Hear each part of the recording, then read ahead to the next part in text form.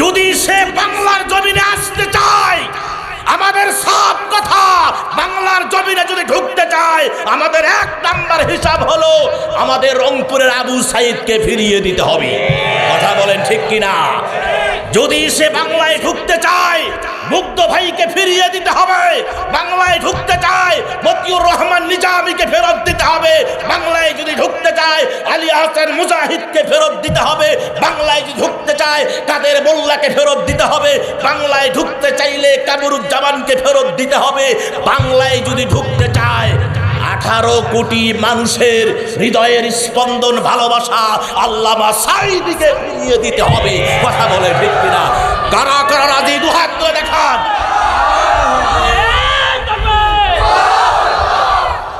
আউযু বিল্লাহি মিনাশ শাইতানির রাজীম। বিসমিল্লাহির রাহমানির রহিম। ইয়া আইয়ুহান নাবিয়্যু জাহিদিল কুফফারা ওয়াল মুনাফিকিনা আগলুয আলাইহিম। অগলুদ নরম, অগলুদ আলাইহিম ওয়া মাআওয়াহুম জাহান্নাম ওয়া বিইসাল মাসীর।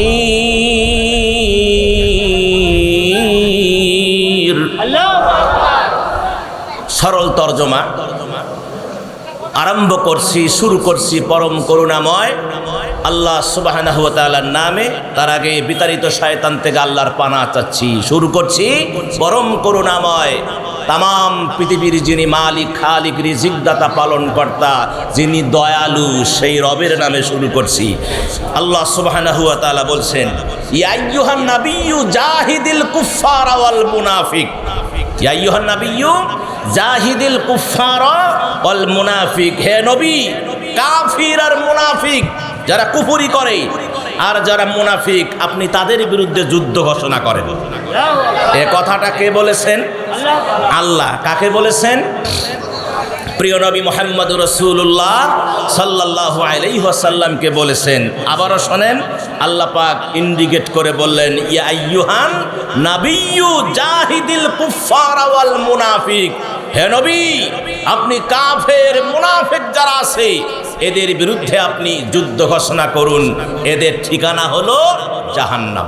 এদের ঠিকানা কোথায়? আপনি নামাজও পড়বেন, মুনাফিকিও করবেন।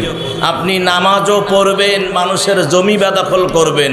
নামাজও পড়বেন, ইতিমকে ঠকাবেন। নামাজও পড়বেন, বিধবাকে ঠকাবেন। নামাজও পড়বেন, মানুষকে কষ্ট দিবেন।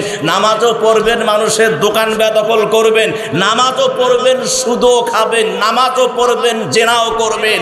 হবে না, হবে না। কথা বলেন। যদি আপনি মুসলমান হয়ে থাকেন, আপনার নাম যদি মুসলমান হয়, যদি আপনি নামাজি হন, নামাজি ব্যক্তি কখনো সুদ খাইতে পারে না। বেগুন গ্রামে তো সুদের গোষ্ঠী নেই। হ্যাঁ আছে? এখন সুবহানাল্লাহ কবেন না নাউজুবিল্লাহ কবেন? হ্যাঁ, তাহলে যে নামাজ আপনাকে সুদ থেকে মুক্তি দিতে পারে নাই, ওই নামাজ আপনার হয় নাই। কথা বলেন ঠিক কিনা? হযরত হুযায়ফা রাদিয়াল্লাহু তাআলা আনহু এক মসজিদে নামাজ পড়লেন। নামাজ পড়ার পরে দেখে এক ব্যক্তি নামাজ পড়তেছে। নামাজ পড়ে তিনি বসে আছেন, লোকটিকে কিছু বলবেন। ওই ব্যক্তির নামাজ যখন শেষ হলো, তিনি বললেন যে, ভাই, আপনি এই নামাজ কতদিন থেকে পড়েন? কয় 40 বছর থেকে এই নামাজ পড়ি আমি। সম্মানিত মুসলমান ভাইয়ারা, নবীর সাহাবী বললেন, তুমি কি আমারে চেনো? কয়, না, আমি তোমারে চিনি না। কয়, আমি হলাম নবীর সাহাবী হুযায়ফা।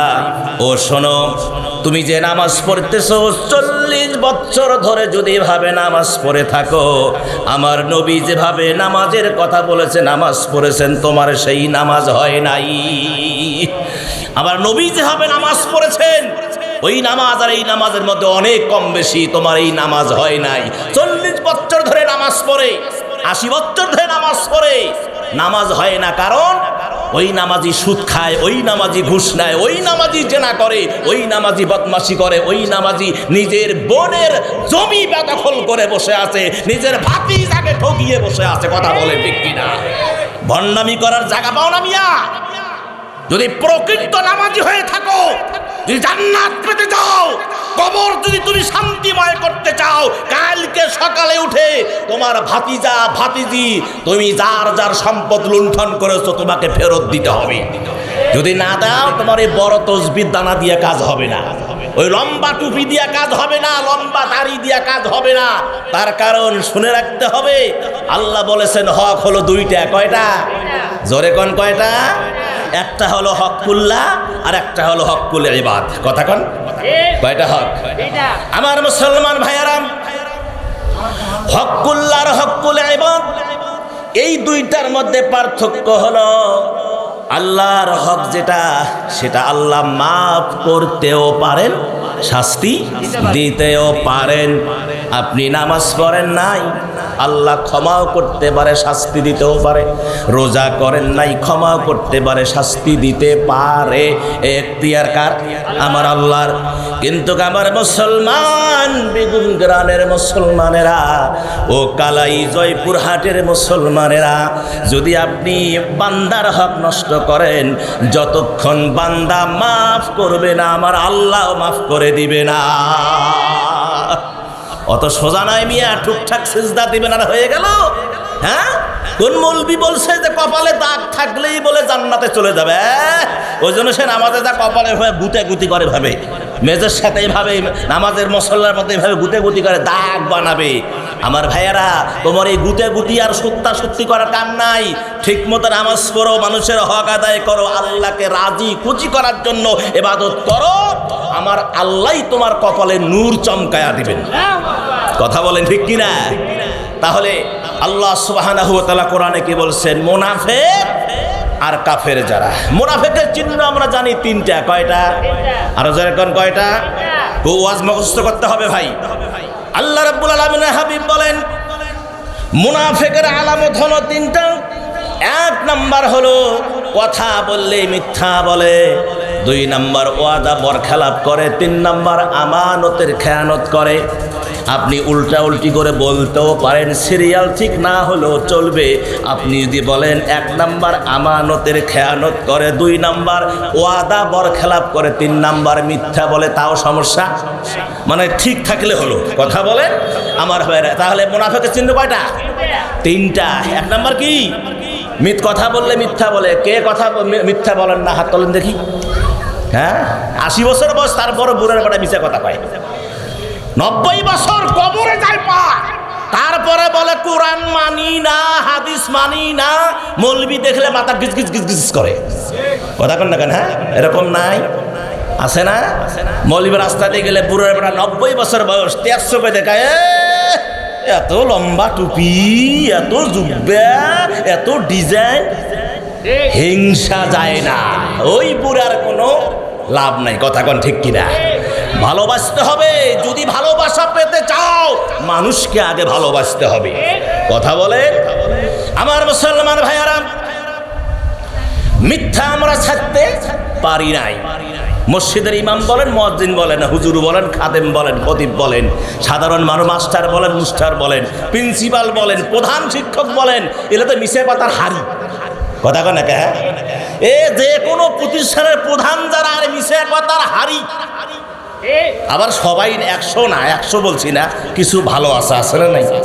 100 বললে তো আমার যাইতে দিবেন না, আমার আটকায়া দিবেন যে হুজুরলে কি ওয়াজ করেন। আমার ভাইয়ারা, তবে মিশা কথা আমরা শতকরা 99.99% মিশা কথা বলি। কিছু বাকি ভালো মানুষ আছে, যার কারণে পৃথিবীটা এখনো আছে। জোরে কোন ঠিক কিনা? যার কারণে পৃথিবীটা এখনো আছে। ও মুসলমান, কবর আমাদের ডাক দিচ্ছে, প্রতিনিয়ত কবর ডাক দিচ্ছে। কই যাচ্ছ?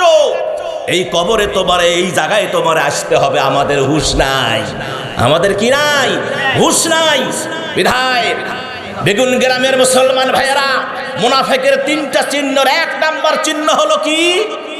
কথা বললে মিথ্যা কথা বলে, 2 নাম্বার আমানতের খেয়ানত করে। আছে না নাই? আমানতের খেয়ানত আছে না নাই? আমার ভাইয়ারা, আমার মনে পড়ে যায় 2 বন্ধু দোস্ত বাঁধাইছে, দোস্তর মধ্যে গভীরতা এসে গেছে। এক পর্যায়ে এক বন্ধুকে বলল, বন্ধু আমার খুব টাকা ঠুকা অসুবিধা, আমারে কিছু ধার দিলে আমি খুশি থাকতাম। বন্ধু তাকে 5000 টাকা দিল। ও এখন টাকা হাতে নিয়ে বলল, বন্ধু আপনি যে উপকারটা আমার করলেন, এই ঋণ আমি জীবনেও শোধ করতে পারবো না। 3 থেকে 4 মাস পরে এর যখন টাকা, তার কর্জে হাসানাত টাকা আনতে গেছে, যে টাকা ধার দিয়েছে আনতে গেছে, সে এখন বলতেছে, অবাক কাণ্ড, আমি যেদিন টাকাটা নিছি সেই দিন কি বলেছি যে বন্ধু এই ঋণ আমি জীবনেও শোধ করতে পারবো না, তুমি কেন টাকা নিতে আসছো? আমি তো সেদিনই বলে দিয়েছি। কত বড় চিটার কথা বলে, ঠিক কিনা? কি এরকম আছে না নাই? ওয়াদা দিলে ওয়াদা বরখেলাপ করে, তারপরে আমানতের খেয়ানত করে। আমানতের খেয়ানতকারী মানুষ কি আমাদের দেশে নাই? আর জোরে কোন নাই? আমার সম্মানিত ভাইয়ারা, যারা দেশের দায়িত্ব নিয়ে, জনগণের দায়িত্ব নিয়ে যারা ঠিকঠাক যারা কাজ করে না, আমার ভাইয়ারা, জনগণের ভাষা যারা বোঝে না, এরা জনগণের নেতৃত্ব দিতে পারে না, অনেক সময় পালিয়ে যায়। কথা বলেন ঠিক কিনা? অনেক সময় কি হয়ে যায়? পালিয়ে যায়। ইতিহাস শোনাচ্ছি আপনাদেরকে, ভালো করে শোনেন। মোহাম্মদ রেজা পাহলভি, ইরান। নাম কি জোরে কোন? মোহাম্মদ রেজা পাহলভি, ইরান। 1979 সালে জনগণের ভাষা বোঝে নাই, পালিয়ে গেছে। কথা বলেন। তারপরে আসেন সাদিক আল মাহদি, সুদান। সাদিক আল মাহদি, সুদান। 1989 সালে জনগণের ভাষা বোঝে নাই, অত্যাচার করেছে, সেও পালিয়ে গেছে। তারপরে আসেন 3 নম্বরে এবিস্টাই হাইতি। 1991 সালে জনগণের ভাষা বোঝে নাই, পালিয়ে গেছে। তারপরে সোহার্তো, ইন্দোনেশিয়া। 1998 সাল, পালিয়ে গেছে। পারভেজ মোশাররফ, পাকিস্তান। 2008 সাল, পালিয়ে গেছে। তারপরে আশরাফ ঘানি, আফগানিস্তান। 2021 সাল, পালিয়ে গেছে। তারপরে কোটায়া রাজা পাকসে, শ্রীলঙ্কা, তিনিও 2022 সালে পালিয়ে গেছে। আর আমাদের আদরের কন্যা, ঠিক কিনা? আদরের কন্যা, যাকে আমরা প্রাণ দিয়ে ভালোবেসেছি, যার কথা বললেই গ্রেফতার হয়, যার কথা বললেই দেশ থেকে নামিয়ে দেয়, যার বিরুদ্ধে কথা বললেই ঠিকঠাক ঘুমাতে দেয় না, আমাদের আদরের কন্যা, মানুষ কন্যা, জনগণের ভাষা না বোঝার কারণে 2024 সালে পালিয়ে গেছে। কথা বলেন ঠিক কিনা? আরো জোরে কোন ঠিক কিনা? কি পালিয়ে যায় নাই? কথা কোন যায় নাই? শুনতেছি আসতে চায়। আমার জয়পুরহাটের জনগণ যদি সে বাংলার জমিনে আসতে চায়, আমাদের সব কথা, বাংলার জমিনে যদি ঢুকতে চায়, আমাদের 1 নাম্বার হিসাব হলো আমাদের রংপুরের আবু সাইদকে ফিরিয়ে দিতে হবে। কথা বলেন ঠিক কিনা? যদি সে বাংলায় ঢুকতে চায়, মুগ্ধ ভাইকে ফিরিয়ে দিতে হবে। বাংলায় ঢুকতে চায়, মতিউর রহমান নিজামীকে ফেরত দিতে হবে। বাংলায় যদি ঢুকতে চায়, আলী আহসান মুজাহিদকে ফেরত দিতে হবে। বাংলায় যদি ঢুকতে চায়, কাদের মোল্লাকে ফেরত দিতে হবে। বাংলায় ঢুকতে চাইলে কামরুজ্জামানকে ফেরত দিতে হবে।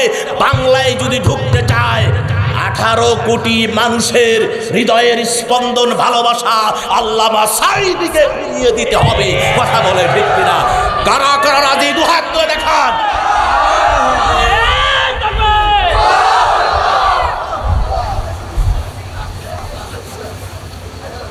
কথা কি ঠিক কইছি না? কথা কি ঠিক কইছি না? আমার ভাইয়ারা, পাহারা থাকতে হবে, কেউ যেন চুঁচা শব্দ করতে না পারে। কথা কন আমার মুসলমান ভাইয়ারা। এবার মূল কথায় চলে আসেন। সময় যেহেতু বেশি পাবো না, আল্লাহর নবী আল্লাহ রাব্বুল আলামিন কোরআনুল কারীমের ভিতরে বললেন, ইয়া আইয়ুহান নাবিয়্যু জাহিদিল কুফারা ওয়াল মুনাফিক।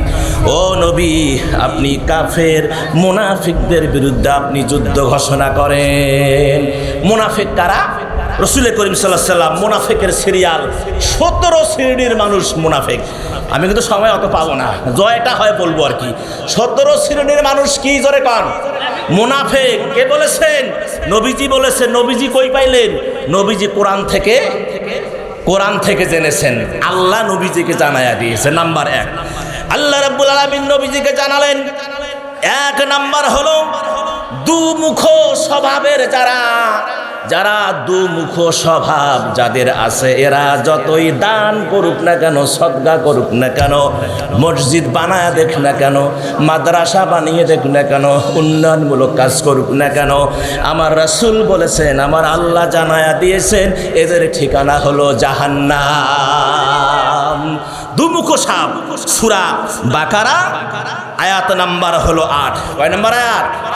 8 নাম্বার আয়াত। মিনান নাসি মান ইয়াকুলু আমান্না বিল্লাহি ওয়া বিল ইয়াউমিল আখির ওয়া মা হুম বিমুমিনিন।